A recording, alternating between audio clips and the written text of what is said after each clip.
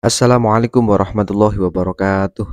Selamat datang kembali di Harir Channel. Kali ini kita akan belajar tentang soal-soal TWK yang pada saat tes CPNS tahun 2024 maupun tahun-tahun sebelumnya itu menjadi sebuah momok dan banyak yang nilainya anjlok di TWK ini. Langsung saja kita ke soal yang pertama. Yang dimaksud dengan nilai-nilai pertahanan adalah seperangkat peranata, prinsip, dan kondisi yang diyakini kebenarannya untuk digunakan sebagai instrumen pengatur kehidupan dalam mengukur kinerja, baik moral maupun fisik, dan sekaligus menunjukkan identitas dan jati diri yang bersangkutan. Nilai yang berkaitan dengan sistem pertahanan negara sesuai Undang-Undang Nomor 3 Tahun 2002 antara lain kecuali ya. Jadi nilai yang berkaitan dengan sistem pertahanan negara yang sesuai dengan Undang-Undang Nomor 3 Tahun 2002 itu apa? Kecuali A. Nilai yang terkandung dalam Pancasila dan Undang-Undang Dasar 1945, ataukah B. Nilai yang terkandung dalam Sabta Marga Sumpah Prajurit dan Doktrin TNI, ataukah C. Nilai sebagai bangsa pejuang, ataukah D. Nilai baru yang sesuai dengan keinginan bangsa Indonesia, ataukah E. Nilai gotong royong. Jadi sistem pertahanan negara sesuai Undang-Undang Nomor 3 Tahun 2002 antara lain kecuali jawaban yang benar adalah D. Nilai baru yang sesuai dengan keinginan bangsa Indonesia. Jadi A, B, C, dan E ini merupakan bagian dari sistem pertahanan negara yang sesuai dengan Undang-Undang Nomor 3 Tahun 2002. Oke, kita lanjut ke soal berikutnya. Pesatnya arus informasi akibat digitalisasi membuat pemerintah harus dapat menetapkan aturan perundang-undangan yang baku dalam hal menjaga penyimpangan akibat digitalisasi. Ya, hal ini menunjukkan bahwa penyusunan perundang-undangan harus memperhatikan pandangan pedoman yang ada dalam Pancasila. Hal ini sesuai dengan landasan penyusunan perundang-undangan, yaitu jadi di dalam penyusunan perundang-undangan itu ada berbagai landasan, dan di atas itu sesuai dengan landasan A. Sosiologis, B. Landasan formal, C. Landasan filosofis, D. Landasan yuridis, E. Landasan material. Ya, jadi untuk eh, mengatasi ya pesatnya arus informasi di sini diatur untuk penyusunan perundang-undangan. Hal ini sesuai dengan landasan C. Landasan filosofis ya. Ada 3 landasan pembentukan perundang-undangan. Yang pertama filosofis ya, falsafah. Kemudian sosiologis, bagaimana berkaitan dengan manusianya. Yang ketiga yuridis ya, tentang ketentuan hukum-hukumnya. Jadi ada 3 landasan pembentukan perundang-undangan: filosofis, sosiologis, dan yuridis. Soal berikutnya. Di rumah Sony akan mengadakan acara pesta pernikahan minggu depan. Ya, sanak keluarga sudah berkumpul di rumah Sony, maaf, untuk membantu mempersiapkan acara tersebut. Mereka juga mengadakan karaokean dengan bass yang besar setiap malam hingga jam 3 pagi selama 1 minggu tersebut. Wah, jadi ini pesta sampai jam 3 malam setiap pagi dalam 1 minggu. Tetapi tetangga Sony ya, maaf, merasa terganggu dengan acara tersebut karena dianggap mengganggu waktu istirahat. Sikap keluarga merupakan penyimpangan nilai ya, jadi mengganggu ketentraman warga dengan memikirkan dirinya sendiri untuk berfoya-foya ya. Itu merupakan penyimpangan nilai: A. Moral, B. Sosial, C. Kemanusiaan, D. Budaya, E. Nasional. Maka jawaban yang tepat adalah sosial ya, terkait dengan hubungan kita terhadap sesama manusia, kemasyarakatan ya. Oke, lanjut ke soal berikutnya. Untuk mengubah pasal dalam Undang-Undang Dasar 1945, MPR harus mengadakan sidang paripurna. Berapa jumlah minimal anggota yang wajib hadir dan berapa jumlah yang menyetujuinya?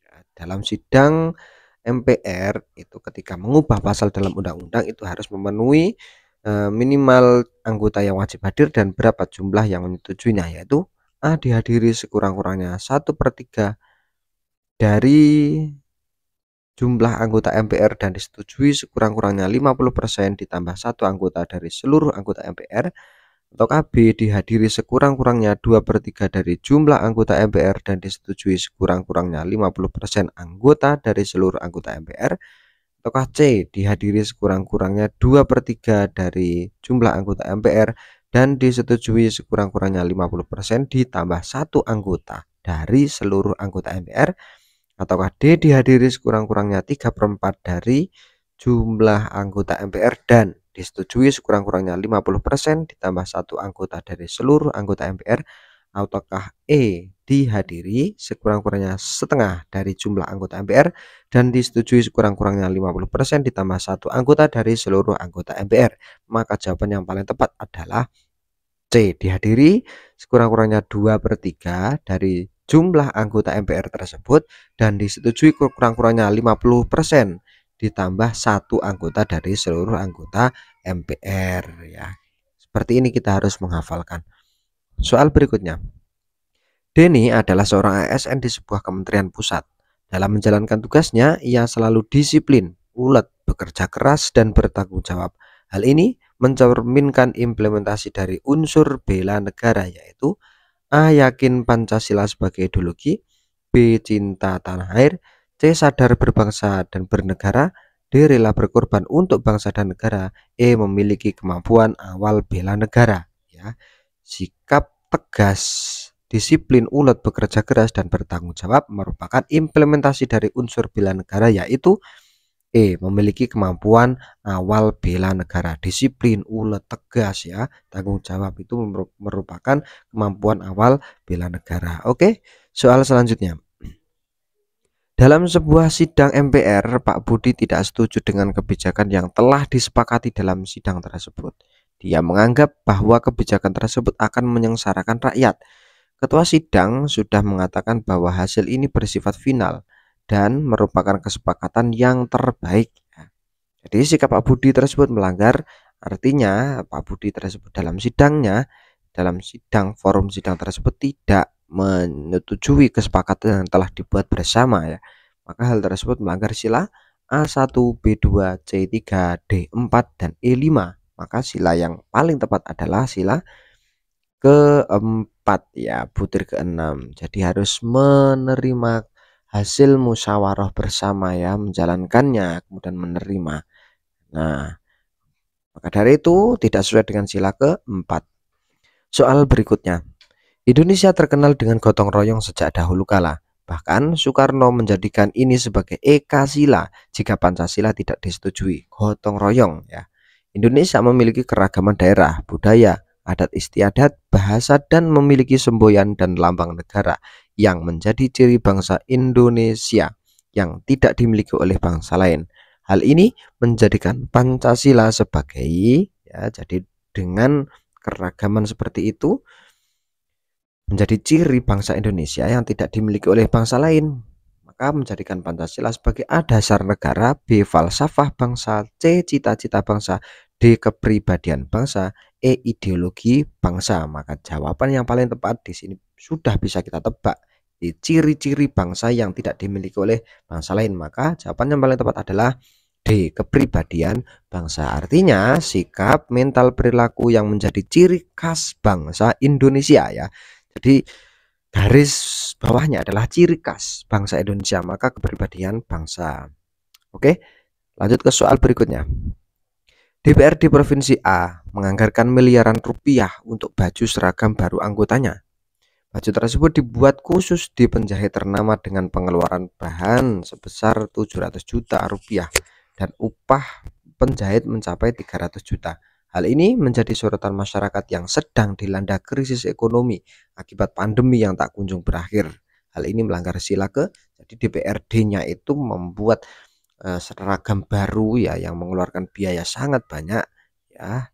Sedangkan masyarakatnya dilanda krisis ekonomi akibat pandemi. Maka hal tersebut melanggar sila ke 1, 2, 3, 4, dan 5. Jawaban yang paling tepat adalah sila kelima, menggunakan hak milik yang bersifat mewah dan pemborosan ya. Ya, ini pemburusan artinya masyarakatnya masih dilanda krisis. Namun, apa yang dilakukan oleh DPRD tersebut mengeluarkan miliaran rupiah untuk membuat seragam baru anggotanya ya. Ini melanggar sila kelima. Oke, soal selanjutnya.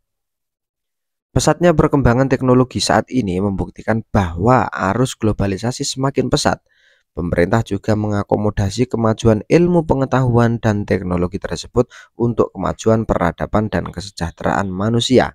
Hal ini sesuai dengan Undang-Undang Dasar Pasal ya, perkembangan teknologi. Pemerintah mengakomodasi kemajuan iptek tersebut untuk kemajuan peradaban dan kesejahteraan manusia. Intinya, iptek untuk kemajuan peradaban dan kesejahteraan manusia itu sesuai dengan Undang-Undang Dasar Pasal. Jawaban yang paling tepat adalah A, B, C, D, E 31 ayat 5, yaitu pemerintah memajukan iptek dengan menjunjung tinggi nilai-nilai agama dan persatuan bangsa untuk kemajuan peradaban serta kesejahteraan umat manusia, yaitu pasal 31 ayat 5 tentang kemajuan iptek untuk peradaban, kemajuan peradaban dan kesejahteraan manusia. Oke, soal selanjutnya. Permintaan pemberhentian presiden atau wakil presiden diajukan DPR kepada siapa untuk diperiksa? A. MPR, B. MA, ataukah C. MK, ataukah D. KY, ataukah E. Presiden ya. Permintaan pemberhentian presiden wakil presiden itu diajukan DPR kepada, jawaban yang paling tepat adalah MK ya. Ini tertera pada Undang-Undang Dasar 1945 pasal 7B ayat 1. Oke, soal berikutnya. Habis ya. Terima kasih. Tetap semangat untuk mempersiapkan sejak dini. Kita mencuri start ya, karena semakin kita mempersiapkannya lama ya, dalam jangka waktu yang jauh-jauh hari, maka kita akan semakin menguasai materi-materi yang akan diteskan, yang diujikan pada tes SKD ya. Semakin matang, semoga kita semuanya lolos jadi CPNS dan sekolah kedinasan tahun 2026. Kita persiapkan dari sekarang. Jangan lupa subscribe, like, dan share. Terima kasih. Sampai jumpa di video selanjutnya. Assalamualaikum warahmatullahi wabarakatuh.